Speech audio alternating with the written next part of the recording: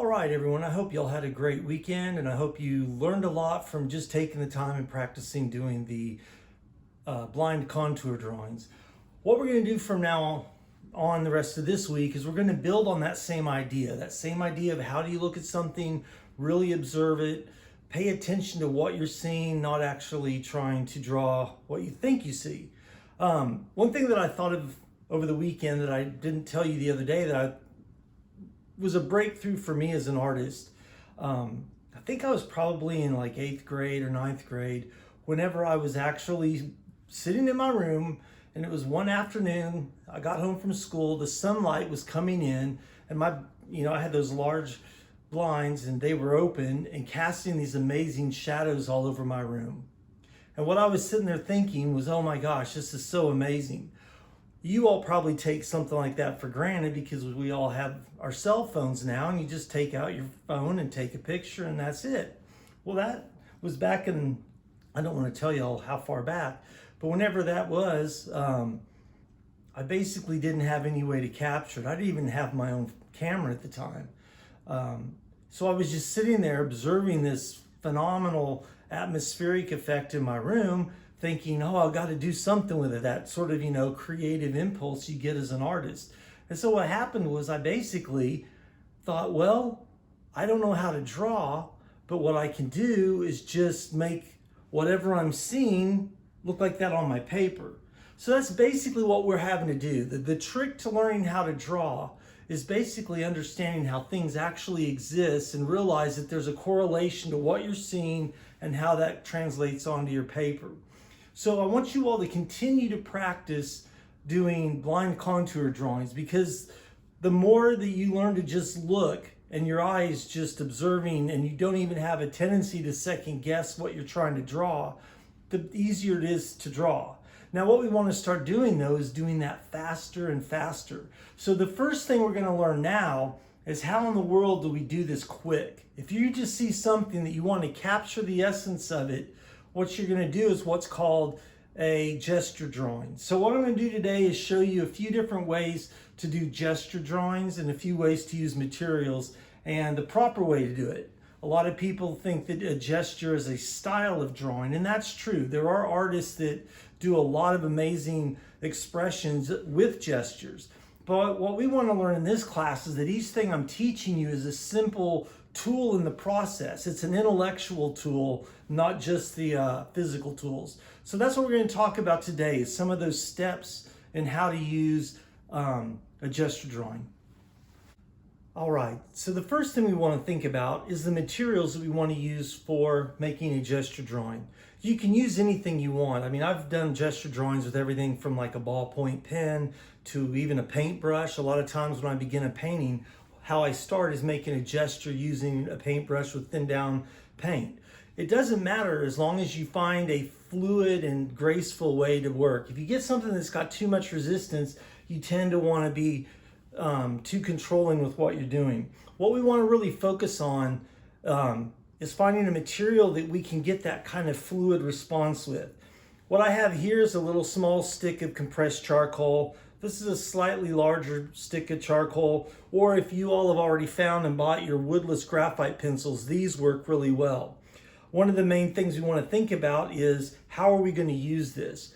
We don't do gestures like this. In your sketchbook, eventually you may sit there and do gestures in small ways, but what we want to practice in here is, again, observing with our eye and getting our hand and our arm to move together. So basically when we do gestures, what we want to do is draw holding the material. I find holding it like this with your fingers up, and then you want to use your whole arm to draw with. We don't draw like this, not in this class. What we're going to do is learn to make marks like this. Our eye is moving, our hands following our eye, and then we're able to capture that sort of natural, true line that we see.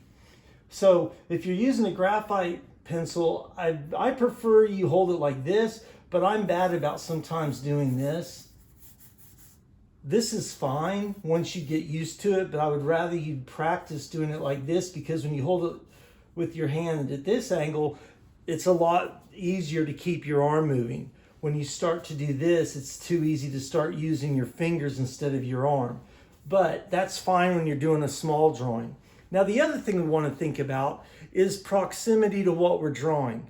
I find that if I try to draw something too far away, because your eye is not moving very much, it's too easy to make a small little drawing. It's really hard to look at something in the distance and translate those eye movements into a really large gesture. So I find that when I'm doing gesture drawings, it helps me to get closer to the subject than I might normally be. What I've set up here, and I'm going to just use a couple different things to show you. I've set up a stuffed animal, and I'll draw it and just see if you can kind of get the gist of it. And this is going to give you an idea of how to approach the gesture. We're doing the same thing we did on a blind contour, only we're doing it quicker at first. So for your first gestures, try to follow the overall outline. So what I'm going to do is real quickly just capture the essence of the object.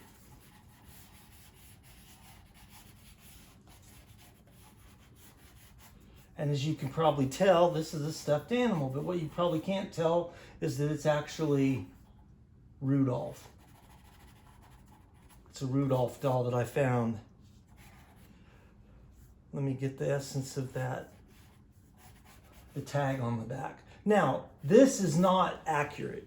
It captures the essence, and there's a truth. I got this line just right. I got the placement of things pretty well.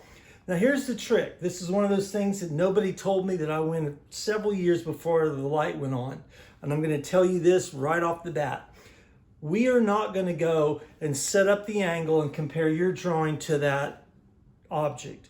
All we have to do is look at this and know, does it seem like you really looked at the object, or does it seem made up? What we're going to call this is the honesty of what you're drawing. Did you capture the honesty of that expression, or does it look like you were sitting there thinking about it? I could go back and fix a couple lines, which is what I usually do. But see how I'm trying to get a more fluid movement? Even though some of these places I did this, I wasn't being sketchy. I wasn't starting and stopping the line. I was keeping that fluid motion. And the more you practice this, the more you will find that kind of graceful way of capturing things. Now, here's what I tend to do. I get the overall drawing, and then I just go and add the gestures of certain aspects. So there's other visual information that you can gesture in that way by kind of looking and just slowly adding it. So that's the first type of gesture. I hate to waste a bunch of paper doing this, but it's what we got to do. This is one of those times when I wanted you to have a cheap newsprint. I didn't go and find any, and I don't have any on hand. So I am using up good paper on gestures, and I wish I wasn't. So I'm only going to show you all a couple. So that's the first way to do a gesture. So when you're practicing this, you can go and find any object that you've got handy. Maybe start off with something simple like a bottle, or, whatever you've got. But what I like to do, actually, I find that the way I've gotten the best is practicing drawing piles of clothes. I'll lay in bed sometimes and just do gesture drawings of the pile of the blanket. So what I've got here, I've got a pillow. What I would say is just fold your pillow over, let it get into an interesting pile.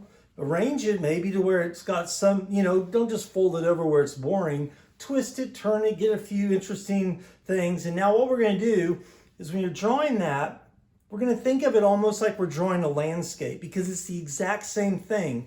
Understanding that there is this three-dimensionality to the form. How do these lines and angles and shapes all come together, and how do we capture those with just a gesture drawing? So what I'm going to do real quick here is just kind of like I normally do. I'm going to get just kind of my coordinates, get my arm and my eye kind of so that everything I'm drawing will kind of fit. And then I'm just going to start at the top.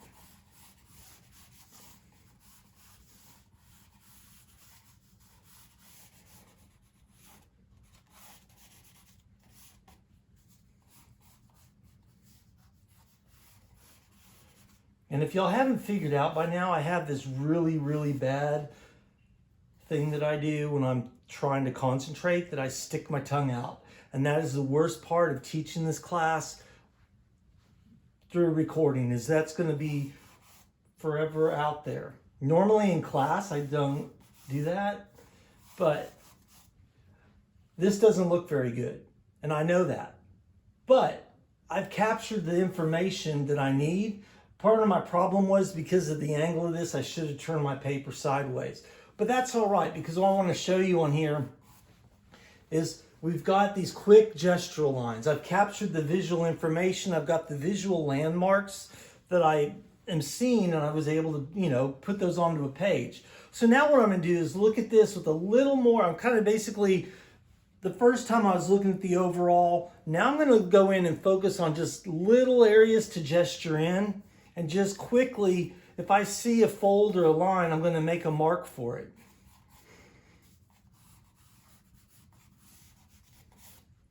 And this one comes down.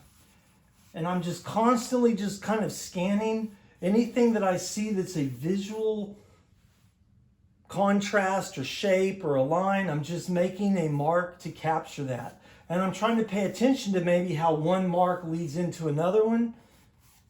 And I'm going to just keep kind of working at that. Now this is the small compressed charcoal, just to show you a little bit. Here's how I sometimes use my large charcoal. Sometimes I'll use it on the side. And I'm looking at this now, and because there's some nice shadows that create a movement, what you can also do is just kind of use the side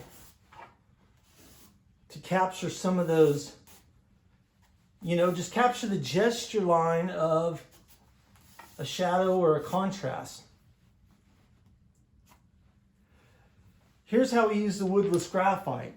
I really like to use this whenever I'm getting into the smaller details. This line was not quite right, but that's all right. I wish I hadn't drawn that one. It should have come across here. What happened is this came down and then the back came up over here, and I didn't drop it down right, but that's all right. What we're going to do is make this look like it really is. So there's a point where I want to actually look away from that and just see where some of these lines are. So if we were in class, we would do different lengths of gesture drawing. You can start off doing like a 30-second gesture, 1-minute gesture. Eventually you might even do like a 5-10 minute gesture.